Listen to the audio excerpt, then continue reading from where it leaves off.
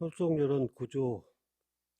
무슨 일이든지 잘못된 일이 있고 보면 남을 원망하지 말고 자기를 살필 것이요. 일체 유심조라. 모든 일은 나로부터 시작되고 나로 인해 결정되며 나에게서 끝나는 것이다. 고로 모든 문제의 원인은 나에게 있고 모든 일의 책임은 내가 져야 하는 것이니 남을 원망할 수 없는 것이요 오직 자신을 살피는 것이 자아완성의 첩경이며 원만한 설정의 요체가 되는 것이다. 즉 무엇이나 나에게서 찾으라는 법문이니 무슨 일을 당하든지 나를 살피고 그 책임을 나에게서 찾는 공부는 자기 완성과 원만한 설성의 요체가 되는 것이다. 모든 책임은 나에게서 찾아라.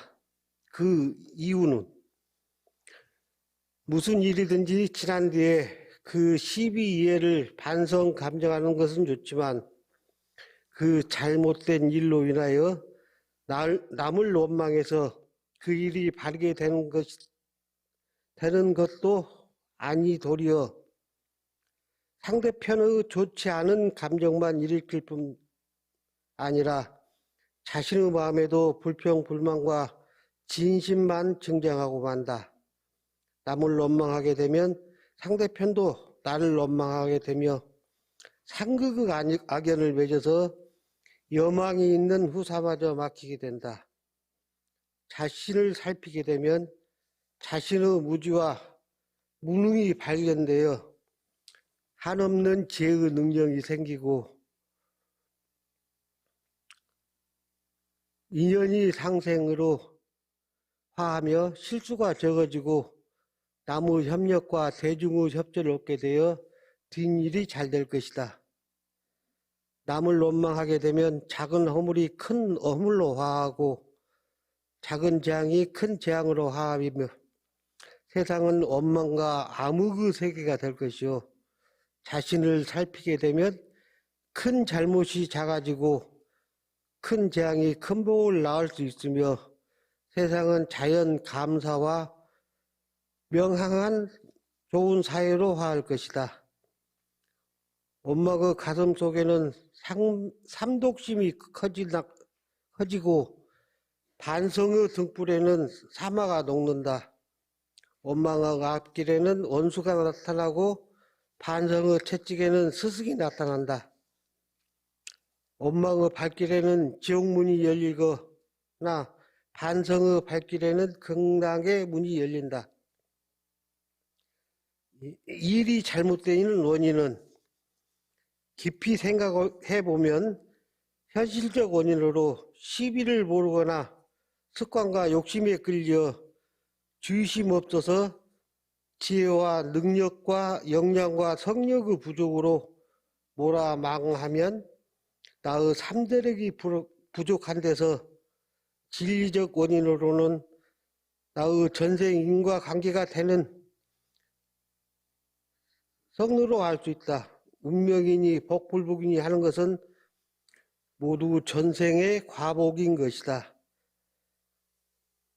남을 원망하지 않고 자기를 살피려면 명생이 있는 진리를 믿고 알아서 크고 굳센 원력을 세워 모든 원인은 언제나 반드시 나에게 있음을 확실히 알자. 이 일에 당해서는 주인이 되고 일이 지난 뒤에는 손이 되자. 주인은 불평과 불만이 없고 손님은 다른 욕심이 없느니라. 모든 일을 자력과 타력이 어울려 이루어지되 반드시 인과관계로 얽혀지는 것을 알자. 현실적인 면이나 나타난 결과만 보지 말고 그 원인을 규명해보라. 누구를 원망하고 누구를 허물할 것인가. 이 법문을 실행하기를 굳게 뜻을 세우라. 여기까지 하겠습니다. 제가 개인적으로 찾다 보니까 솔속요단 구조는 수행품 1장에서 일상생애요법 말씀하신 것과 상응하고, 개인적으로 인도품 30장 사람의 큰 죄악이 처음에는 작은 허물로부터 시작되는 수가 허다하나니 그대들은 마땅히 때때로 자기의 행동을 살펴서 작은 허물이라도 미루지 말고 고치기에 힘쓰라. 이걸 제 개인 좌우명으로 삼기로 했습니다. 감사합니다.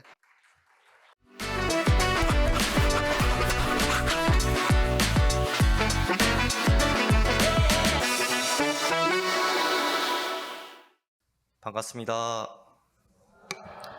전주 효자교당 출신 운봉상사원에서 간사 근무한 원광대학교 원불교학과 4학년 김성인입니다. 저는 좋은 대학에 가서 좋은 직업을 얻고자 무려 4번의 수능을 봤습니다. 그러다 막다른 길에서 어머니의 권유로 출가의 길을 선택하게 되었습니다. 아무것도 모르고 들어왔지만 내가 선택한 길에 책임을 지고자, 또 다른 사람의 눈을 많이 의식하며 그저 부단히 노력했었습니다. 1학년을 마치고 군 복무를 다녀온 뒤 경상 상사님을 모시고 간사 근무를 하는 큰 복을 누렸습니다. 상사님의 훈중 속에서 큰 어른이란 이런 분이시구나, 마음은 이렇게 써야 하는구나 하는 감을 조금씩 잡으며 간사 근무를 마치고 복학을 했습니다. 복학 후 공부하기 위해 제 자신을 돌아보니 나이는 들었지만 실력은 부족하다고 느꼈고, 수사상은 가득했지만 실속이 없다고 느꼈기에 점점 자존감은 낮아져만 갔습니다. 무엇이든 잘해야 한다는 강박이 생기고 남과 비교하여 스스로를 자책하다 보니 저는 늘 학업 컴플렉스와 다른 사람의 시선 속에 살았음을 알게 되었습니다. 그러다 보니 함께 공부하는 도반들이 언제부턴가 비교와 경쟁의 대상이 되었습니다. 저교호는 수양을 더 잘하네, 저교호는 연구를 더 잘하네 하며 시기하고 분별했습니다. 분별하는 그 마음으로 끊임없이 구분짓고 스스로 깨달은 사람과 그렇지 않은 사람들을 나누며 그들과 비교해서 저를 증명하고 드러내려 했습니다.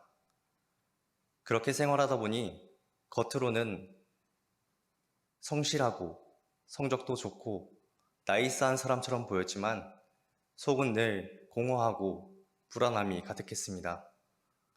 칭찬을 들어도 그럴 리가 없는데 하며 그마저도 온전히 받아들이지도 못했습니다. 공부를 하면 할수록 머리로는 세상을 은혜로 바라보고 모두를 부처로 바라보고 싶은데, 불안하고 시기하는 제 마음은 세상을 오히려 날카롭게 재단하고 있었습니다. 옳고 그름을 따지는 기준만 많아지고 저의 은혜의 대상은 점점 좁아져만 갔습니다. 그렇게 어느덧 4학년이 되었고 1학기가 끝날 때쯤엔 모든 것이 허망하다고 느껴졌습니다. 그때 도망치기 좋은 핑곗거리가 하나 생겼습니다. 바로 미국 졸업 연수였습니다. 미국 연수를 다녀오고 나니 이상하게도 마음이 느슨해졌습니다.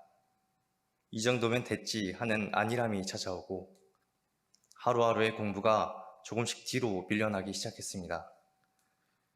몸은 한국에 돌아왔지만 마음은 여전히 여행 중이었던 것 같습니다. 그렇게 나태해질 대로 나태해진 저에게 진리께서는 큰 경계를 주셨습니다. 서원관 주직 마지막 날 강아지를 산책시키다가 넘어져서 발목이 부러지고 인대가 끊어지는 사고를 당했습니다. 처음 겪는 골절의 고통은 생각보다 훨씬 컸습니다. 링거를 받고 휠체어에 의지하며 지내는 일상은 그동안 건강하게 살아왔던 제게는 너무도 낯설고 힘들고 솔직히 짜증도 나고 원망심도 났습니다. 몸이 아픈 만큼 마음도 안정을 얻지 못했습니다. 그때 한 교무님께서 병문안에 오셔서 이렇게 말씀하셨습니다. 인생은 예측 불허의 연속이다. 네가 다칠 줄 누가 알았겠냐.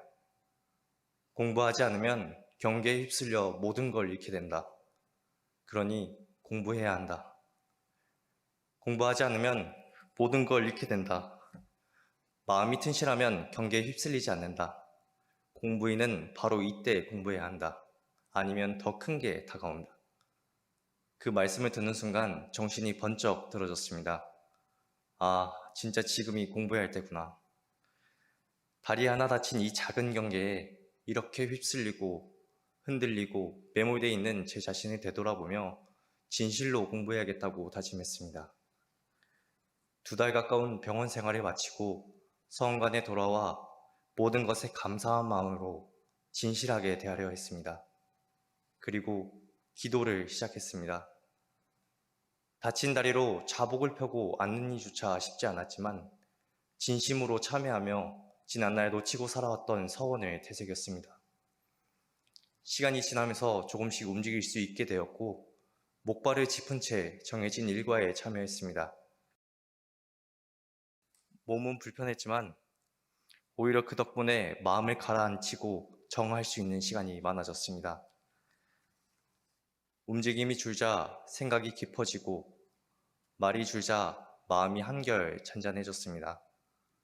밥 한 끼 먹는 것부터 정해진 일과를 하나하나 지켜내는 것까지 모든 게 감사하게 느껴졌습니다. 그렇게 정하는 시간이 길어지다 보니 자연스레 저의 내면을 더 깊게 바라보게 되었습니다. 그동안 얼마나 불평하고 시기하느라 얼마나 많은 공력들을 밖으로 흘려보내는지 알 수 있었습니다. 그래서 이제는 그 새어나가는 공력까지 추어잡아 더 세밀하고 사실적인 공부를 하자고 다짐했습니다. 제가 몇 달 동안 은생어의 삶을 살면서 출가한 이후 지금까지의 모든 공부가 여기 계신 종법사님을 비롯한 출제가 스승님들의 은혜로 이루어졌음을 간절히 느꼈습니다.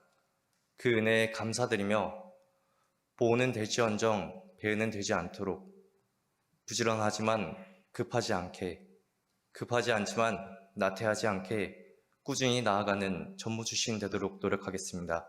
감사합니다.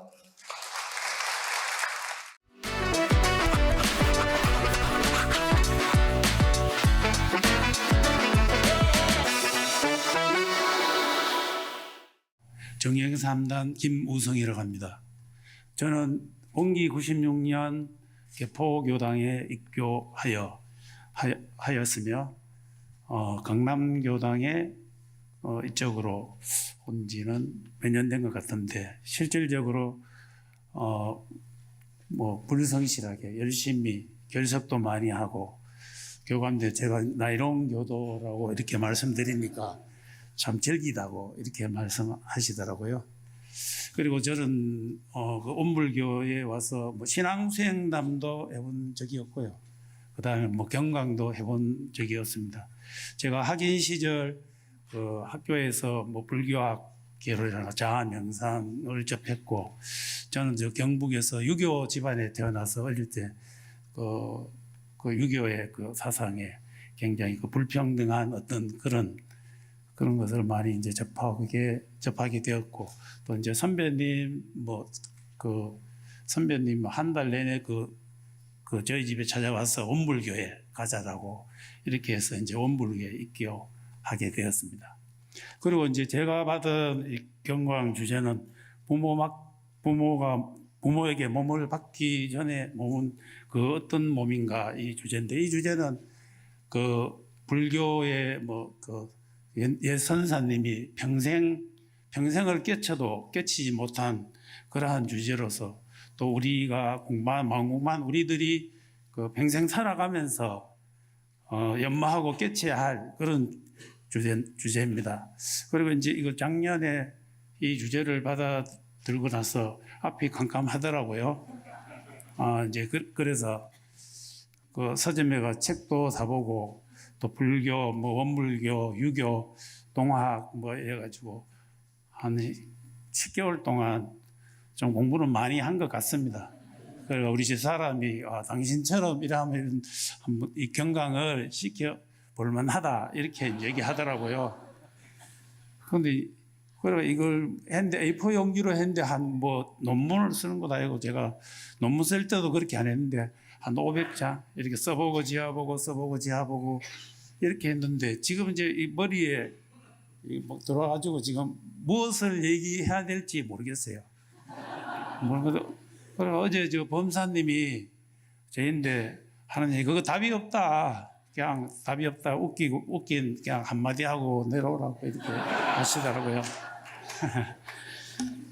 그래가 여기에 그래가 뭐 또 원고도 많이 이렇게 저 주인교 어머님한테 드렸는데 그 주인공이 이제 선수 그 발췌해 가지고 하셨고 제가 지금 원고로 보면은 뭐 한 40분은 해야 되는데 지금 미사님이나 뭐 현타원이 전부 다 5분 이내, 3분 이내 짧게 하고 내려온나 전부 다 그렇게 말씀하시더라고요.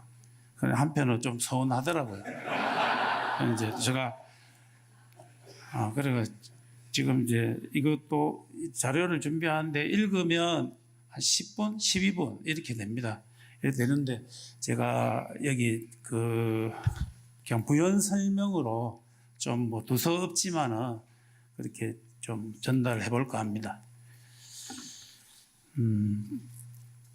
그 부모에게 몸을 받기 전 몸이라고 한 것은 그 십이분별 그 알미 생기기 이전 내가 그 생기기 이전을 말하는 것으로서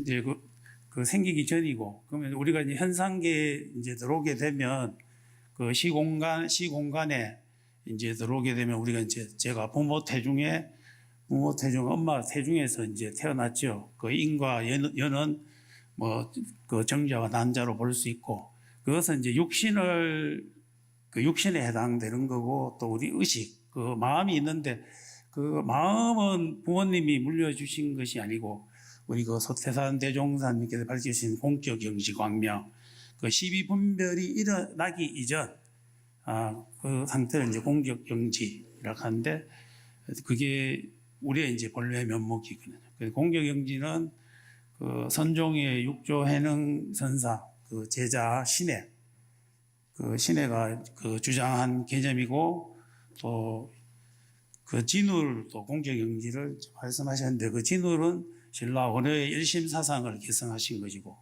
우리 소태산 대종사님께서는 이론상 진리로 크게 이렇게 빈대실과 원불교의 중심 그 사상이 그 공적 영지 마음입니다.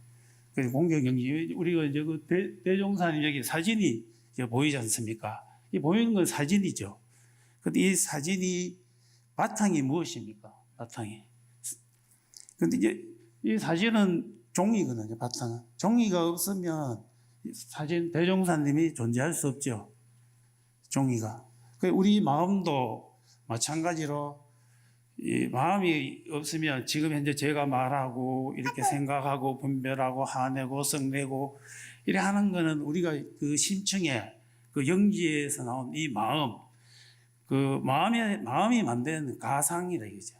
우리가 지금 제가 뭐 말을 하고 행동하고 이런 거는 이 마음 속에서 일어나는 그 심층의 마음이 만든 가상 세계다. 우리는 잠시 이렇게 이제 가상 세계에서 살고 있는 거죠. 살고 있고 그 다음에 이제 그 우리가 표층 의식에 보면 우리 꽃을 보면 꽃 한 송이가 꽃을 보이는 분별한 꽃 한 송이로 본다면 표층 의식이고 그 뿌리와 같이 본다면 그거는 심층 마음 하나로 보는 거거든요. 그런데 이제 우리는 너와 나를 분별하고 미워하고 막 그렇게 해요. 그런데 보면 우리 이제 교도님도 다 계시지만 밖에서 보면 우리 강남교당은 그냥 하나고 온불교도 하나고 또 한 송이 꽃인데 우리가 같이 이제 구성원들끼리 뭐 서로 기분이 안 좋으면 또 마음을 그렇게 하잖아요. 썩내기도 하고 미워하기도 하는데 그것은 뭐냐면 우리가 이 몸의 객체는 서로 뭐 다르지만 결국 우리는 하나이기 때문에 마음이 하나이기 때문에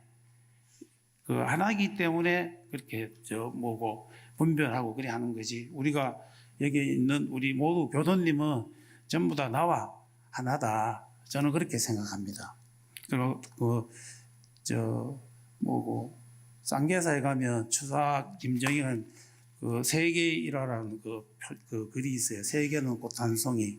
우리 또 원불교에 보면 이런 꽃 뭐 성가도 있고 그래서 우리 강남교당은 한 송이 꽃이다. 이렇게 이제 표현하고 싶고요.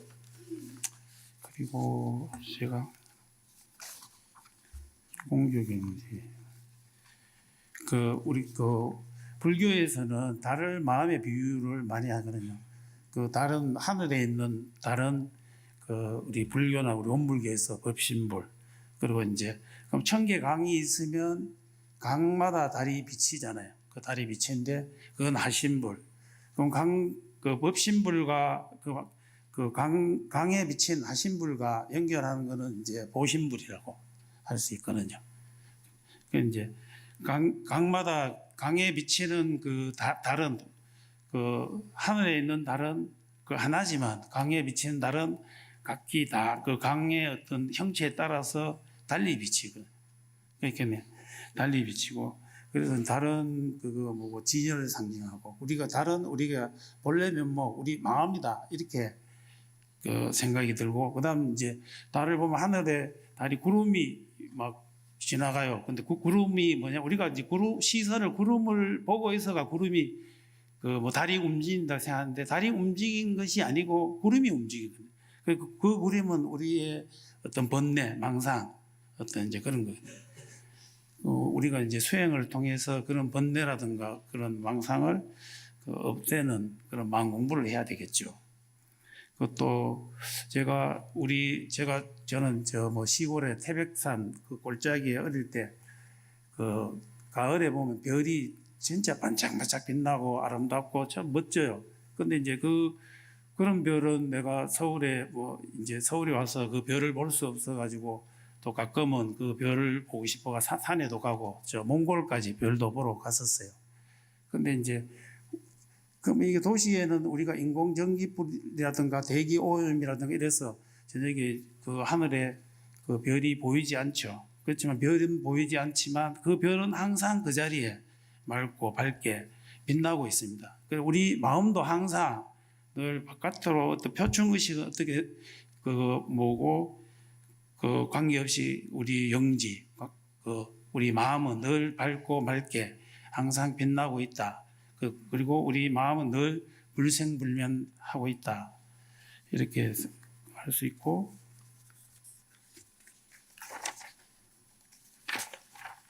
그리고 이제 그 교감님께서 이 자리는 대소유무 위치로 그 대자리고 소자리로 그 운전해 간다고 말씀하셨거든요. 그래서 내가 법문 이론상 이 자리 법문을 하겠습니다. 이 자리는 이론상의 진리에서 대소유무의 분별이 없는 자리며 생멸거래의 변함이 없는 자리며 선악억보가 끊어진 자리며 어느 명상이 동공한 자리여서 공적 영지 광명을 따라 대소유무의 분별이 나타나서 선악억보의 차별이 생겨나며 어느 명상이 만연하여 시방상계가 장중에 한 구슬같이 드러나라고 밝히고 있다. 이처럼 이론상 진리의 근본 자리는 인간의 상대적 언어나 인식 작용의 한계를 넘어선 초논리적, 초경험적 차원에 속한 절대 경지로서 그것은 대소유무, 생멸거래, 선악 등 일체 상대가 끊어진 공적한 자리이다. 그러면서 그 공적한 가운데 소소영영하여 영지불매한 지혜 광명이 작용하고 있으며 이를 공적 영지라 한다. 이 자리는 천도본문에서는 이 우주와 만물도 또한 그 근본은 본연 청정한 성품 자리로 한 이름도 없고 한 형상도 없고 가고 오는 것도 없고 죽고 나는 것도 없고 부처와 중생도 없고 허무와 정멸도 없고 없다 하는 말 또한 없는 것이며 유도 아니요 무도 아니요 그 중에서 그 있는 것이 무의와 자동적으로 생겨나 우주는 성유계공으로 변화하고 만물은 생로병사를 따라 육도와 사생으로 변화하고 이로는 왕래하여 주야를 변화시킨 것과 같이 너 육신은 나고 죽는 것 또한 변화될지언정 생사는 아니야. 천도품 5장. 그리고 온각경 보살장에는요, 열애의 청정한 온각의 마음을 구하고자 한다면 먼저 선정을 닦는 삼매의 수행에 의지하여 계행을 지키며 대중 속에 편안히 거처하거나 조용한 방에 단정히 앉아 항상 이런 생각을 하라. 나의 지금 이 몸은 사대로 화합된 것이니 이른바 고체의 성질은 모두 흙으로 돌아가고 액체 성분은 물로 돌아가고 따뜻한 체온의 기운은 불로 돌아가고 들숨 날숨의 공기는 바람으로 돌아갈 것이니 사대가 제각기 흩어지면 지금의 이 허망한 몸뚱이는 어디에 있겠는가.